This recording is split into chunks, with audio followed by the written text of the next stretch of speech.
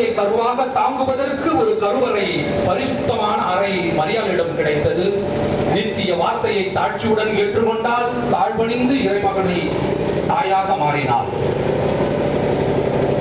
கற்றவர் கல்லாதவர், உள்ளவர் இல்லாதவர், பெரியவர் சிறியவர், பணம் படைத்தவர் பணம் இல்லாதவர், ஏழைகள் அனைவரையும் ஒன்றாக பாவித்து ஏழ்மையின் ரூபமாக எளிமையின் ரூபம் கொண்டு நம் புனிதர்களுக்கு மத்தியில் போற்றப்படுகின்ற ஒரே புனிதர் நம் புனித அந்தோனியார். அந்த அந்தோனியாரின் வழியாக அற்புதங்களையும் அரிய பெரிய செயல்களையும் அறிந்தவர்களும் தெரிந்தவர்களும் கண்டறிந்தவர்களும் ஏராளம். இதோ நமது புளியம்பட்டி புனித அந்தோனியாரின் திருத்தலத்தில் வந்து அவருடைய திருப்பேழையை நாம் சுமந்து வருகின்ற பொழுது நம் உள்ளத்திலும் இல்லத்திலும் இருக்கின்ற ஏக்கங்களும் நோய் நோக்காடுகளும் தீர வேண்டும் என்ற வாஞ்சையோடு இங்கு குழுமி உள்ளோம்.